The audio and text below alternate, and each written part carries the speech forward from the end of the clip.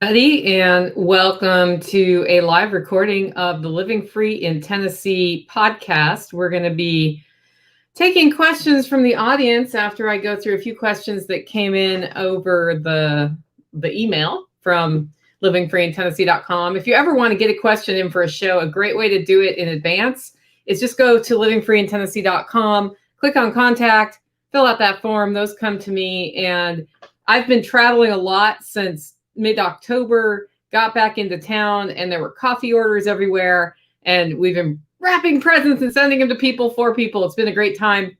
What that means is that some of the questions that I would usually answer have taken longer. And so I thought, well, let's just do a whole show about that today. So we're live on YouTube. We're live on Odyssey. In fact, I need to open that up so I can see any questions over there on Odyssey. We're live on Float today. Hey, Float guys, good to see you. Anyway, we are live and taking questions, and that's the best way to get them in is put them in all caps in the comments. Also, for those of you who are listening and you see that we're live, Hunter, hello. Just do me a favor, go over to our social platforms, let people know we're live. I've got a lot of people who are jumping in today who may or may not realize we've hit it. We're here. We're ready to go. So with that, what I'm going to do is start the podcast. We will record this like a normal podcast. I have 4 or 5 questions from email. I'll take those when I see questions in the comments about things. I'll build them in. And then at the end of this, it's the Monday episode. Woohoo! Anyway, by the way, here, school started 2 hours late today because we had crazy thunderstorms. We had like this warm front that's been here. It was 70 degrees. I got to go hiking with my dogs this weekend. And and it ended up, excuse me, whoa. Apparently I'm going to hack up a hairball on the show. But I went hiking and got a beautiful picture with the dogs. It was sunny. It was warm. Somebody said something about global warming, and I'm like, I don't know. And then I had this memory come up on Facebook 6 years ago today, same day of the year. Picture of my dog looking out over a beautiful sunny meadow on a walk. And so I was like, yeah, I kind of remember that it's 70 degrees in December in Tennessee all the time. It's either 70 or 20. We never know. Hey, Homestead Glamour Girl, good to see you. How are those body butter sales going there? That's what I want to know. You know what? My assistant just asked me a question, so I will let him know. He wanted to know, is there a podcast? I'm like, well, I'm recording it live, and you made the thumbnail for me this morning. But yeah, so that's what's happening. What to do with chicken blood? Woohoo! That's going to be a fun question. Okay, so I'm going to start the podcast and go through like the early segments, and then I'll take questions from y'all. I'll take questions that were submitted via email. Hello, MAGA TV. Welcome to the Float Cast. It's kind of fun. Hey, Ken, over on Odyssey. I see y'all, everybody.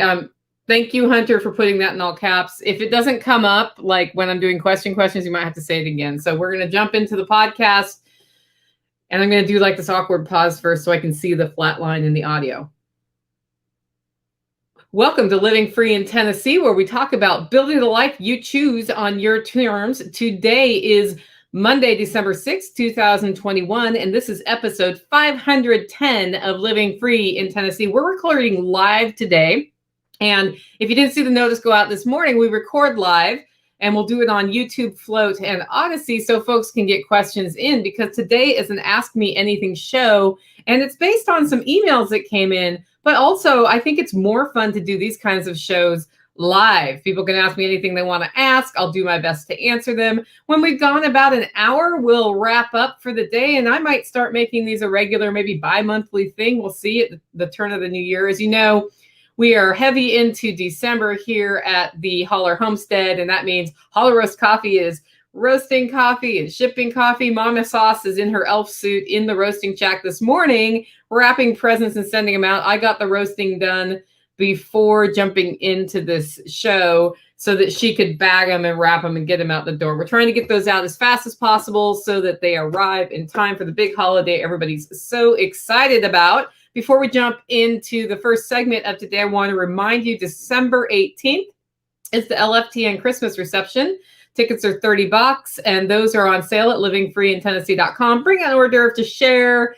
get your tickets soon because that's turning off at the end of this week. The link is also in the show notes. Also, in February, we've got the Self-Reliance Festival coming, and you're going to start hearing a lot more about that. We've been really hammering down on the content. We need all the applications in soon for who's speaking. It's gone from a one-day event to a two-day event. Tickets are only $30 before the end of the year. Then they start going up from there. That's the way that goes. Finally, if you want to get a question in for a show like this or a comment, or just reach out about anything, Nicole@livingfreeintennessee.com is my email. That's NICOLE. Or go to livingfreeintennessee.com and click on contact and then fill out the form. Those come to me. With that, it is time for our first segment of today's show, Tales from the Prepper Pantry. This is where we talk about storing what you use and using what you store. And most of what I use is things that we eat or herbal medicines or teas or those sorts of things. And here's what's happening right now. We have the cow that keeps giving. We had a tragedy in our network this week, and it was a big, bad car accident. A friend of mine was in a head-on collision, didn't die, thank God. He is at the hospital, and that leaves his wife commuting back and forth to do what she can to help support him. He's in the ICU, has had some surgeries. Her daughter is home. Her sister is there helping. And of course, the best thing we could think of to do right now, because when she's going to need help is when he comes home, right? Like physical help, is make some easy to bake and serve casseroles so she doesn't have to mess with coffee. No, I'm sorry, not coffee, but like cooking stuff, like, 'cause it's a little bit over an hour commute to the hospital where he was life flighted.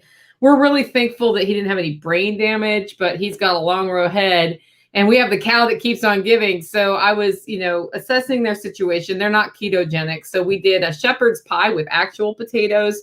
And I had plenty of ground beef from the grass-fed cow. So it's good, nutritious food for her and her family. And then we did a lasagna also with ground beef from the cow. Same thing, good, nutritious food. That's what we want to do for people in this situation. Kind of a combination comfort food and nutrition. And then the third thing we did was broccoli spoon bread, which is a vegetarian option. It's a cornbread spoon bread with a cheese sauce and broccoli baked into the cornbread because she has some vegetarian people in her life. And I think it was really nice to be able to pull most of that from the pantry. We did spend about $45 at the store getting vegetables that I haven't grown out of season. And on that note, the other comment from the Prepper Pantry this year is, since I didn't grow cabbage, the one thing I am buying right now is fresh cabbage, and it's a comfort food for me because I do like,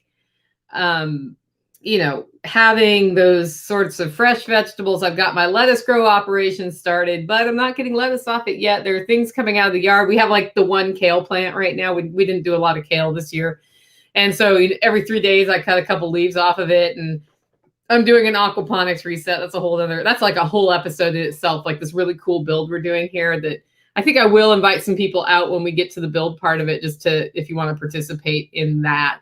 So the cow keeps on giving. And then the indoor lettuce system, the plants are about 2.5 inches tall.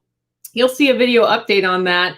I have left this as I maintain it once a week on Sundays, but I saw midweek last week that my leaves look pretty anemic. I took an EC reading on Sunday and it was at 300 parts per million. It's supposed to be at about 1,100 parts per million on the nutrient in the water. And so I bumped it way up, but I could already tell by looking at them that was going on, which is when you start doing indoor lettuce grows, you start getting a good sense for this. But I'm excited because we're about 3 weeks in now. I'm going to have lettuce by 4 weeks. We'll have our first harvesting. And then by 5 and 6 weeks, it's banging. It is time for me to start new lettuce, but I decided to wait on seedlings till I can be confident I will move them from seedling to tray, which means next week I'll start the seedlings because timing of Christmas orders. At this point, whenever an order comes in that I can ship out before a mailing deadline, we ship it out before a mailing deadline. That's just how it goes. And then, as I said, I'm buying cabbage at the grocery store. We've got the ferments going from cabbage. We mixed white and red cabbage together just to make kind of a fun little sauerkraut. It's on the counter right now. It's a perfect temperature in my house for doing ferments at this time. And then, lastly, I wanted to share with you the shepherd's pie recipe that I came up with because I did shepherd's pie for my friend, so she would have something she could pull freezer to oven to serve, right? And I was like, well, I'm ketogenic. What do I do? And I had a head of cauliflower. And here's what I did.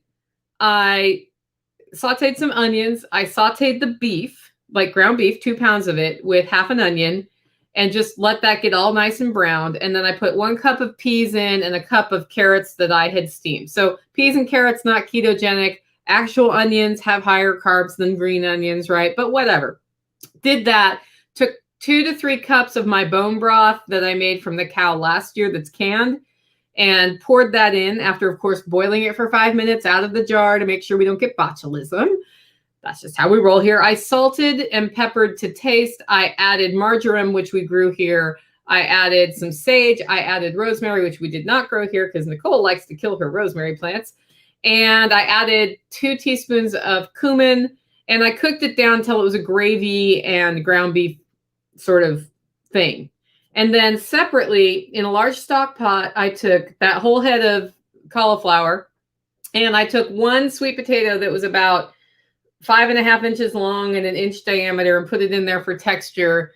Boiled it, mashed it with some butter and a little bit of milk to make a mashed potato sort of consistency.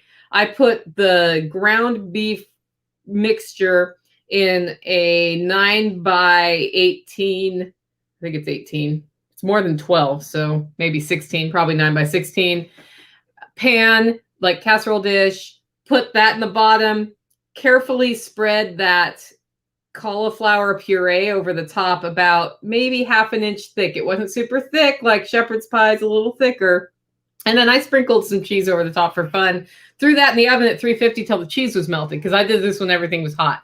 Had I been heating it from cold, because you could pre-make this, put it in your fridge, and then heat it, it would have been half an hour, 45 minutes. But it was only in the oven 10, 15 minutes. Served that. It was fantastic. And that was like a way to ketogenically adjust a shepherd's pie recipe. I was super excited because we spent a couple hours making all these casseroles for my friend this weekend. And I thought, well, it's super busy here. I've got a lasagna I shouldn't eat ready to go, like a little one. And I've got this ketogenic shepherd's pie recipe. What if next weekend, in preparation of the last week of orders before Christmas, we do like 4 casseroles and that's it. And it'll be like take and bake for the whole week. Probably what we're going to do. I'll let you guys know what recipes we come up with for that and how we move forward with that. But the Prepper Pantry going strong. I have a list of things I'll eventually order, but everything's working great here in that department. Next up is Operation Independence, where we talk about building local revenue into your life, eliminating some expenses so you get out of debt faster, because you want to not be in debt if you want to live a lifestyle that you want, right? Unless what you want is debt slavery, in which case you go. That's easy to do.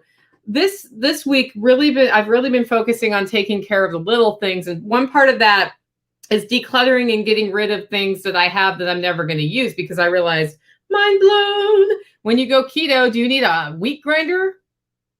No, you do not need a wheat grinder, Nicole. I have an oat roller. That's kind of on probation because my mom likes oats, and it's only this big. But the wheat grinder is going to go. I'm going to get a Vitamix blender, so that I can grind little bits of wheat if I want to, because I do keep whole wheat oat groats. I mean, not oat groats, but whole wheat berries on hand, a few of them. And then if I want flour, then I make a little bit of flour, because sometimes I will make gravy with flour.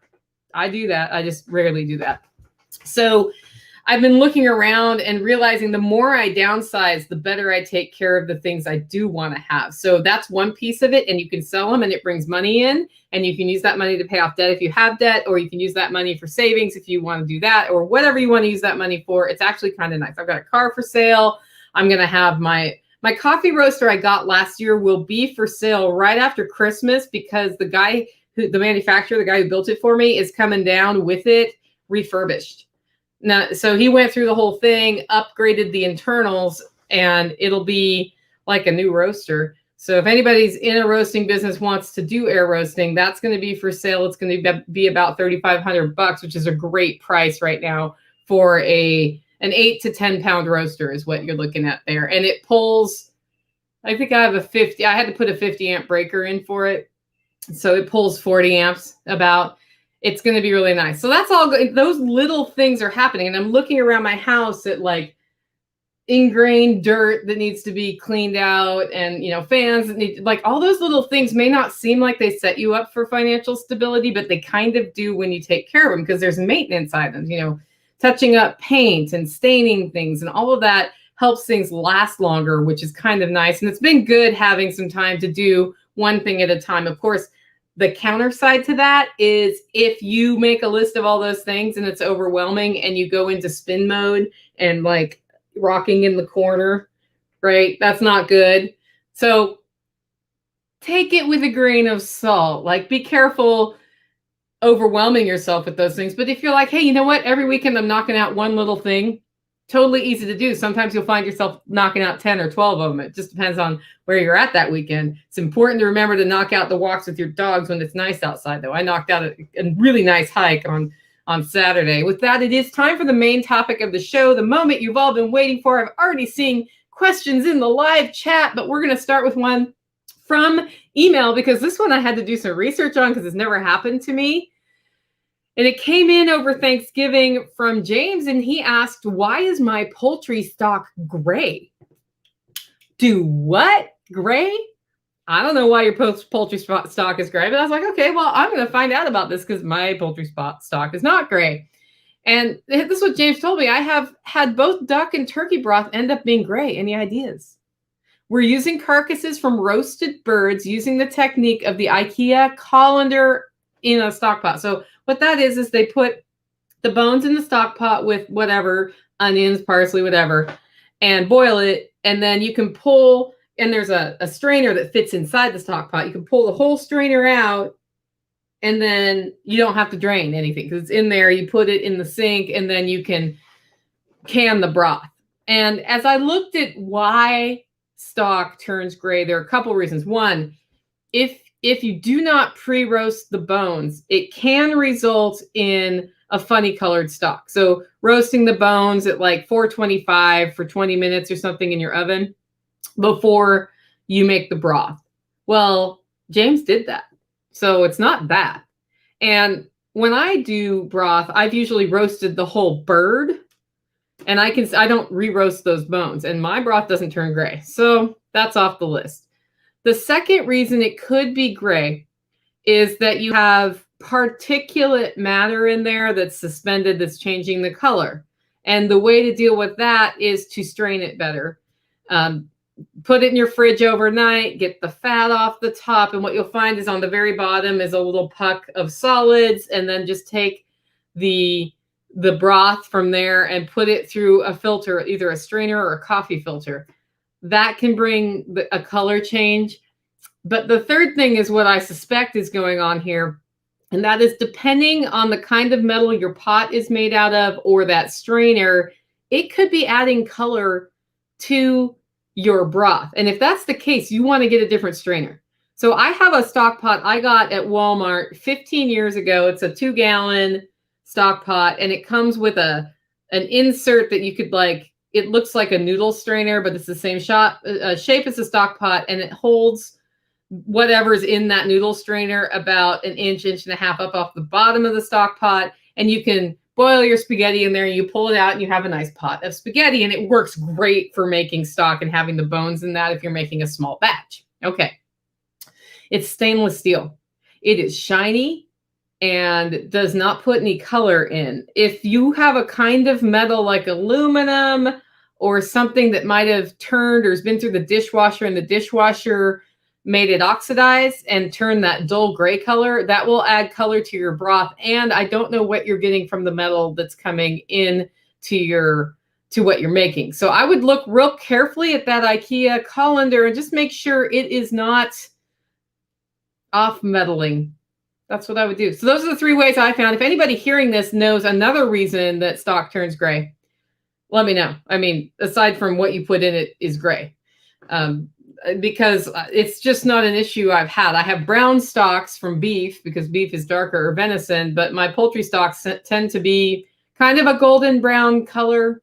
Not as vastly brightly orange as store-bought, but then that begs the question. Some people I saw online like to add food coloring to theirs. I'm like, Why add the chemical when you can just have broth, right? Okay, I'm going to take a question from the online crew. This one comes from Hunter. What do you do with chicken broth? No, chicken blood. I butchered my first chickens. Someone somewhere said something about the blood was useful. Hunter, I personally compost it. Yeah.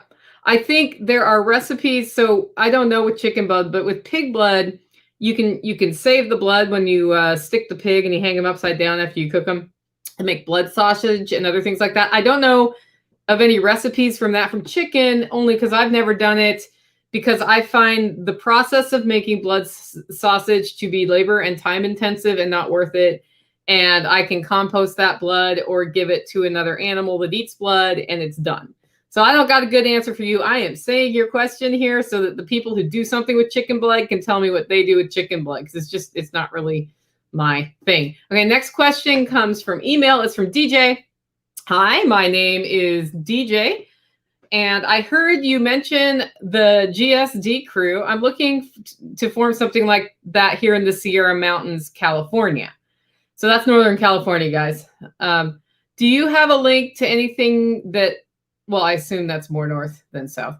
Do you have a link to anything that outlines how y'all go about forming the GSD group on your podcast? I'm a newer listener. Thanks for your time. Okay, GSD crew. The Get Shit Done crew. That's right. I said a bad word on my podcast. You guys can execute me later. But the GSD crew started with friends in Tennessee, right? And we're not the only group in our networks, our extended networks, that have done something like this. But Jack Spirko, we all kind of listened to him. He was on a tear about just go out and get shit done because you all just talk about whatever and you don't do anything. And he was on this thing. And we had started by getting together and hanging out here and sharing some bourbon and having a campfire, having a good time, hiking around. And, you know, you can only do events like that so many times before, if you're a person who likes to do things, you're like, is there something we can do here? And then, of course, PA Prepper from the Zello group is always, when big crews to get together, he's always thinking, well, the person hosting, let's do something nice for them and like put up their duck coop or clean up their yard or whatever it is. So that sort of cultural trend was already in existence in the GSD crew. And I did a big old spring workshop. My first one was in 2018, and it was on a homestead that when I moved in was filled with garbage and had never been totally cleaned up. And Sean Mills from Hack My Solar stopped by and said, we're going to make this event awesome. What do you need? And I said, I need this place not to look like a garbage dump when people get here. And so these group of friends came here for weekend after weekend, taking loads of stuff to the dump just out of the shrubbery or wherever it was, building an outdoor shower. Like I had one already, but we made it nicer, putting up a composting outhouse. We did all this stuff in advance of the first event. And then we had our first spring workshop where Jack Spirko and my friend David came up and put in my aquaponics system, which you've seen if you've been watching any of my videos about the aquaponics system. And we all learned how to put in aquaponics systems. And we also realized something about aquaponics systems. You know what? Aquaponics systems take a lot of work to put in. And you can do it by yourself, but boy, is it a lot easier if you have multiple people digging and assembling and connecting and moving and all of that. And so from there, the GSD crew was launched. And we started doing this roving thing where we go to different people's homesteads or homes and do a project of their choosing, and they would feed us. And we'd have a good time at night around the campfire like we always did. And that's the GSD crew. So to get that started, I've always said, start with the relationships. Find 2 or 3 people who are of like-minded. Just start getting together with them. Talk about what that would look like. Host it at your house. Show a video. Show a permaculture video or something for them to see. And say, hey, let's watch this permaculture video and have some beers or not have beers if you're not somebody who drinks alcohol. Serve some, chips and guacamole or grill some steaks or have everybody bring something and do a potluck and talk about like, hey, what could we all do on our own properties? And then see about organizing your first GSD event. I will tell you this. There is a resource, and I need to reach out to Brian to see where I get it, because I think it's in one of the GSD crew groups as a download, where he has sort of a 10-point or 12-point lessons learned / how to set up your event, what to communicate about, so people who are starting GSD crews and having events know this is how we've done it to be successful. So I'll make sure to get that resource in the show notes of the podcast, which will be episode 510 at livingfreeintennessee.com.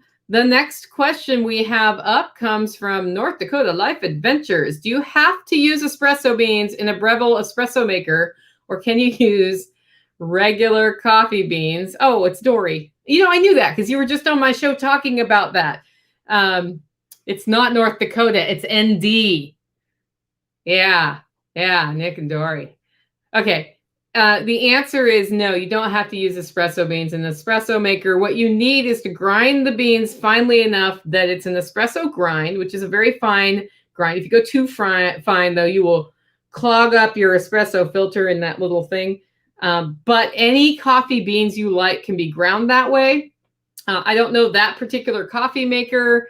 If your Breville is one that grinds it for you, you don't have to worry about the grind. But anything that tastes good, like you can try medium, light. Some beans are called espresso to indicate a very dark Italian roast, or people call them espresso because they taste good as espresso.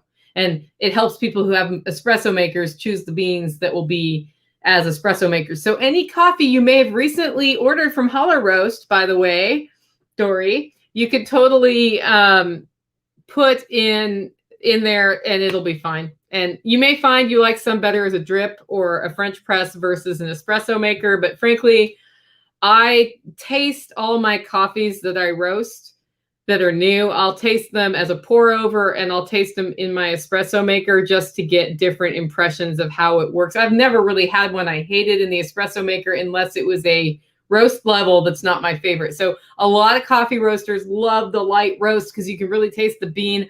I find that to be a little biting and acidic in most coffee beans. It's a very rare bean that I like as a light roast, but that's just me. Other people like that flavor, and it is what it is. So guys, on the live stream on Odyssey, on Float, and on YouTube, if you have questions for today's show, just throw them in. I'm going to take another one from email. This one comes from Christopher. Christopher says, can you freeze dry alcohol? That's right. A lot of you have been listening to me about my Harvest Right freeze dryer.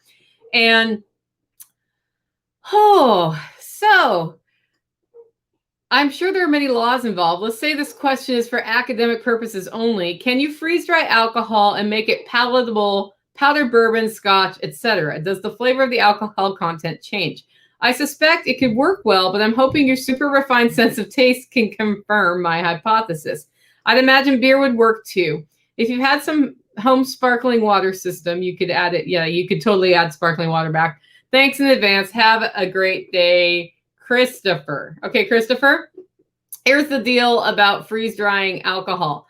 I have never done it because I was like, of course, the first thing I think as a hiker is, can I freeze dry bourbon so I don't have to carry, a shot or two of bourbon, which isn't that much weight, but every little bit matters, and then just rehydrate it and have my bourbon?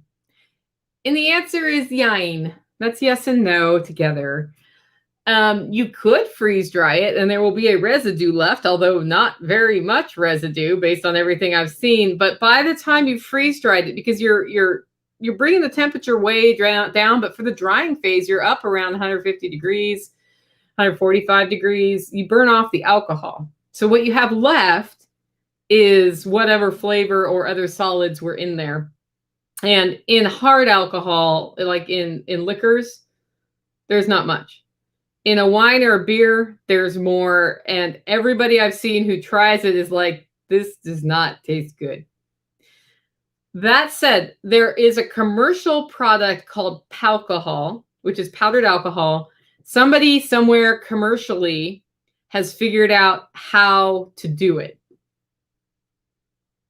And it's illegal to buy it in Tennessee. And the reason it's illegal to buy it in Tennessee is because corporate interests must be maintained here. The alcohol lobby and the alcohol cartel in my state is big. It's big. You can only buy alcohol from wholesalers to distribute here. And I think there are maybe 2 in the state, maybe 3. And if it's not on their list, they don't do it. And all of the markups are related to that before the tax structure comes in. And they want to keep it that way. So you can't just have willy-nilly really awesome alcohols out of Germany coming in here at a Kroger's shelf, for example, without going through them to make a profit. You see what I'm saying? And so as a result, there are some alcohols that we just don't get because we can't get them. You can't get a good Kirschwasser here. Cannot. You can get good ones in other states and drive them over the border, but you cannot buy them here because it's not on the acceptable list of things that the wholesalers would bring in. And the wholesalers are totally in control. Alcohol, under the guise of it's going to kill teenagers because they're going to take powdered alcohol and like lean their heads back and get really super drunk because you can have so much more volume of powder than liquid alcohol. I mean, because they don't know what Everclear is, apparently. That was put on the ban list here. I believe you can buy it in Arizona still, which is where I think the headquarters of the building was. But so alcohol is also not bourbon, vodka, or whatever. It's margarita. So it's a mixed cocktail anyway. And I think that's because by the time you freeze dry anything, it's taking all the liquid out, and any hard alcohol is almost all liquid. So that's in answer to your question. Hello, Anna from Minnesota, where it's cold as can be. Any other questions from my online crew? Put them up in all caps. Here's one from Tim. This is a really, really, really, really long one, guys. Really, really, really long. Oh, Downtown's Homesteader, by the way, say if you're boiling it really hard, the fat can emulsify and make it dishwater color. Yeah, that's true. That's why you put it in the fridge overnight and get the fat off the top, because it'll rise to the top. But a low simmer does better. Mayhem Country Living says you can pour chicken blood around your roses. That makes sense. That makes sense. So as a fertilizer, it can also be used. I compost it, so it's kind of the same thing. I just don't pour it around my roses. My roses are getting dug out for this big project we're about to start here. Okay, this one's a really long answer before I jump into it, so I'm sort of delaying. This one could be a whole dang show, but I wanted to share an answer because I know a lot of you are looking at this topic for yourself. You have your podcasts, you're on YouTube channels, all these other things. Comes from Tim, the Toolman Cook. Tim will be at the spring workshop, by the way, at Living Free in Tennessee in April. I'm really excited about that, unless Canada doesn't let him out and the United States doesn't let him in. But right now, the plan is he and his wife are coming down. He's going to give a presentation. I'm super stoked about it. We'll keep you informed, though. That one's like with an asterisk because there's COVID crazy going on all the time. And anyway, Tim saw my presentation on underground networking, and here's what he asks. I'd love to know more about your process for preparing a presentation. Feel free to use this as a question for a segment or a full episode. You mentioned that you spend quite a bit of time ahead of time preparing for your presentation. And the one at TSP was straight fire. Thanks for all you do. This is a great question because presentation skills are something a lot of people admire. And if you're really crappy at it, you know what? You can be better. Presentation skills are something anybody can work on. Some people are more naturally inclined towards being a good presenter, but it's kind of like dribbling a basketball. The more you dribble a basketball, the better you get at dribbling a basketball. So the way I prepare for presentations now versus how it would have been 15 or 20 years ago is completely different.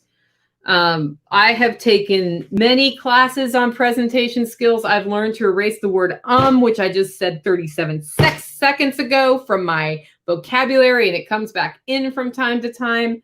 The key to becoming a polished presenter is to present, to video yourself, and to watch it. And if you can't video it, audio record it and listen to it. And do that consistently, because what you will find is in the heat of the moment, your perception of what happened is totally different than what happened. You'll find yourself saying some bull crap that's the opposite of what you meant. And you'll be like, whoa, I said the opposite of what I meant. And if you listen to other speakers, really good ones, you'll hear them doing the same thing. And you're mentally saying, no, you meant the opposite of the thing you just said. So things like that happen in presentations, and you can't take it back. And over time, what happens is you become more casual about the perfection of the presentation, and you become more polished in how you react to things going wrong. For example, I said 2 minutes ago now. I haven't said since then. I was like, crap, I said shouldn't say again. And I didn't go back and re-say that sentence without the because it's gone. You can't fix it. I said like 30 seconds ago. Can't fix that. I don't like extraneous likes, but I say extraneous likes because it's a speech pattern that creeps in. And I like to use the word so as a transition word. Seeing how you develop tics, and you will fix one tic and another tic will happen. So I would say the first thing is, the most important thing is, be committed to making your presentations better and put the time in to listen to it. I don't listen to every podcast I do, but I do go back and listen to them from time to time. When y'all are telling me like, wow, that was straight fire. Tim just told me one of my presentations was straight fire that he saw on video. I'm going to go back and watch that. Have I yet? No. That's something I'm probably doing over Christmas. And I already had it in my mind to go watch that one, because that presentation on underground networking is the foundation of my whole 2022. That topic will have a book. That topic will have multi-presentations. That topic will develop tools for y'all to use to get better at understanding, identifying, and using your underground network, which already exists. I think it's very important right now we get good at that. And I knew when I did that presentation, as well as the Holler Neighbor presentation at the Exit and Build conference, that I would be looking at both of those to improve them, to build from there, and to branch out. That's how important that is. That's becoming the mission, guys. And so hearing that it was pure fire, part of that is I was very passionate about that topic. I had had time to prepare for it. That presentation was written weeks in advance. I had Mama Sauce help me get the slides together so that they would look better than if I put them together, because I'm visually okay at stuff, but she's really good at stuff. That's what happened. But to get that presentation to happen, it started with an idea. We need to improve our understanding of underground networking. That was the idea. From there, I noodled on it, and I thought about things I knew about, that I'd read about, that had to do with underground networking, like the Underground Railroad, like early Christianity, like some of the examples you heard in that, right? The French Resistance, all of that stuff. I talked about it to people. They came up with other examples of underground networks that they knew about. I started learning about those and reading the history and digging down and reading the debates about what it was all about. And at that point, Tim, I had no point with my presentation other than a sense that this is important for all of us to work on and to learn about and to codify and to get good at and learn how to do with each other, even though we're already doing it right now, to know, to be conscious of it. I knew that.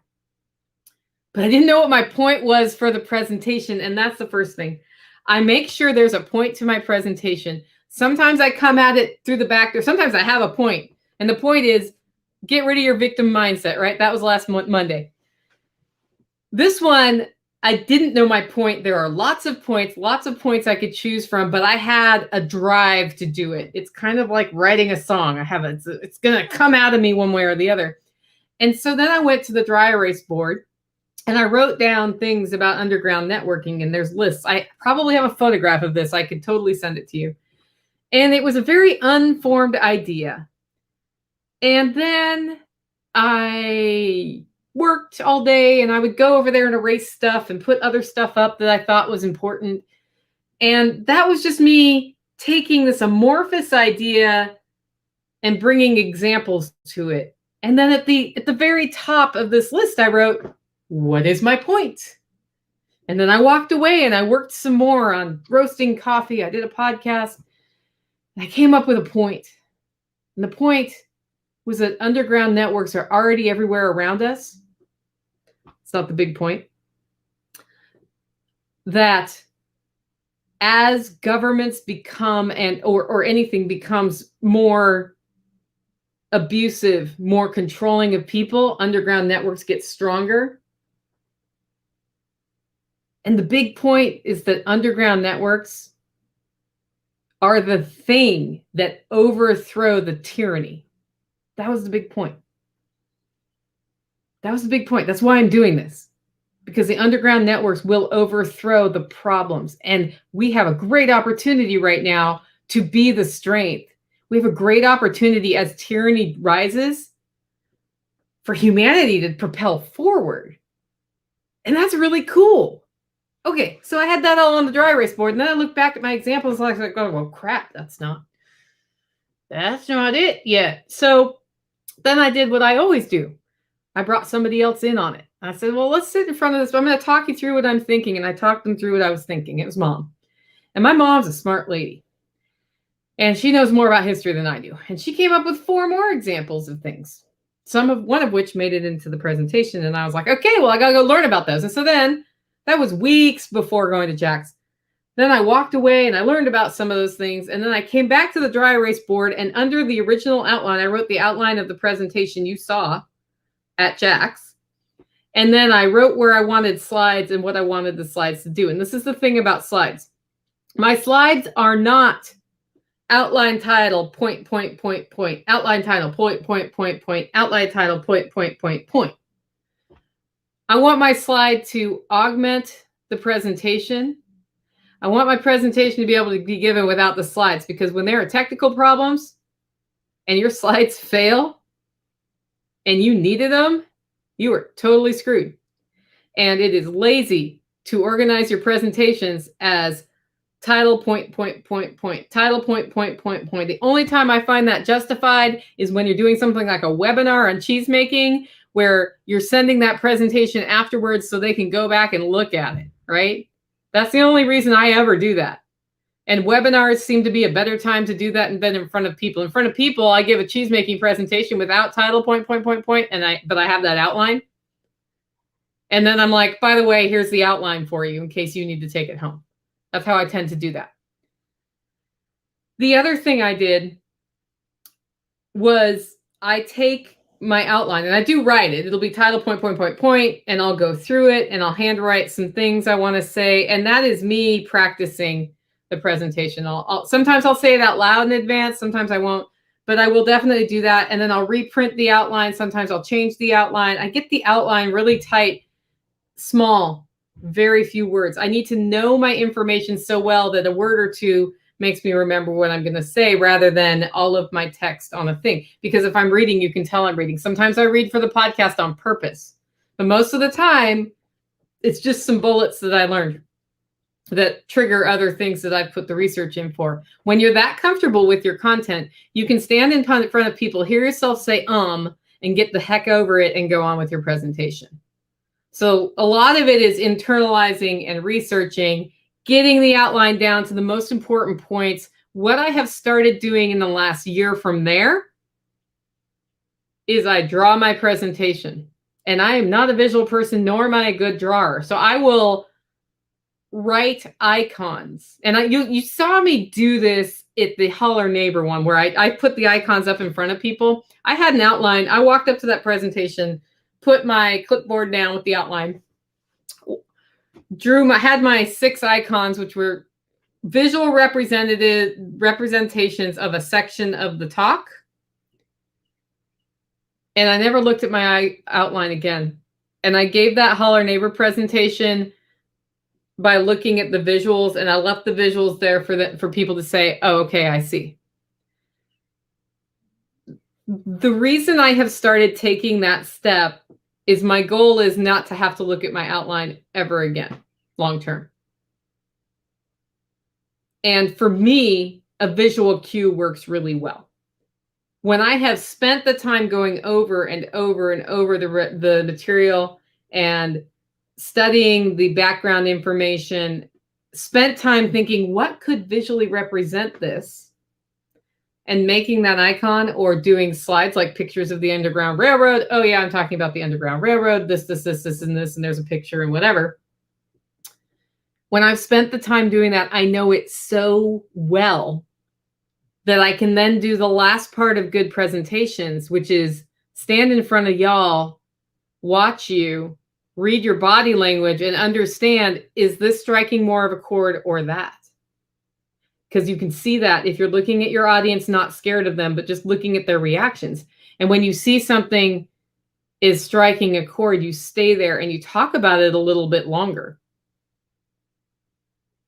And that only happens if you really, really, really know your material. So that's how I prepare for a presentation. And I put a lot. So I really appreciate the feedback, Tim, because I put a lot into both that presentation and the exit and build one. Like, a lot of time went into putting that together, making sure it was going to be polished, because I wanted to give the kind of presentation that I gave at both of those for a couple of reasons. One, it's important that people take these concepts on and start running with them without me. I don't want you to have to ask me how underground networks work. I want you to say, I got it, and I'm moving forward.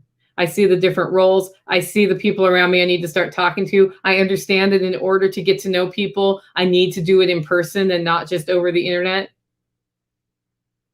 It doesn't mean you don't use the internet, but you also need to be in person and get out there and figure out how you're connecting and how you're trading with each other and how you're supporting each other and how you're helping people who need help. Something as simple as casseroles to somebody whose husband is in the hospital is important. What about somebody who's lost everything because they lost their job and they didn't get a stick in their arm to keep their job and they were not ready? How do you help them? Well, if there's somebody who is helpable, you help them replace their income. You connect them with people who can help them find ways to earn a living. And a living does not have to be money. What you need is food, shelter, water, security, right? That's what you need. You don't have to buy it with US dollars. And the Mormons are really good at this. You go to a Mormon church and say, I'm out of work and need to find work. And it's like the Mormon connections. Hey, Sally, Nicole there needs a job and she has experience in customer service. You got something. And meanwhile, she's, they're good at that. That's one of the great things about that faith is they take the approach of teach to fish. And the more you can do that for different people, the better off everybody is. I have long thought of relaunching my presentation coaching business. And I believe you'll be seeing that in 2022. I'm going to do some presentation coaching programs over the internet, because it also goes back to learning the basics of storytelling, learning how to develop a point that's really a point. And then there's the polish and the preparation. And there's a lot on how to build presentation, visual aids, and those sorts of things. And now you asking me this question makes me want to do it more. Before I launch that, though, I'm going to go back and look at that presentation and start building the underground networking system, right? The underground networking system. Anyway, guys, thanks for tuning in to this live recording of the Living Free in Tennessee podcast, episode 510. That's right. We made it to 510. If you like the show and want to support the work I'm doing here, you can do it in two ways. One, if you like coffee, get your coffee at hollowroast.com. And if you get your order in by December 15th, it's very likely it'll get where you want it to go anywhere in the continental United States in time for the big holiday on the 25th that everybody's super excited about right now. We have gift wrapping options. We do sample packs that make really good gifts. We have a mug and a half pound or a 6 ounce bag or a mug and a pound. So it comes with that really pretty red insulated Hollow Roast mug. We've got an Unloose the Goose collaborative package that Brian Norton from Food Forest Farms and I do. It's a pound from each of us. It's one of my bouquet blends. And then he has a solstice blend that comes together. Those are all available at hollowroast.com. The other way you can support the show is become a member. Go over to livingfreeintennessee.com and click on membership on the 16th. That's right, Ken, on the 16th. And if you need to stay at my house to watch it, you can. We are doing a business roundtable discussion, which is a Q&A for my members to ask people who have started businesses questions they want to know the answer to. It's at 7 p.m. Central. I have Xavier Hawk and myself are on that webinar. And I have one or two more people who said they might, but I don't know. So they're a little flaky with their schedules at this time of year. Anyway, I know the two of us will be there, and the registration for that's going to launch Wednesday this week. On the membership portal, I'm going to ask you to submit some of your questions in advance. Anyway, thanks again for joining us today. With that, go out, make it a great week.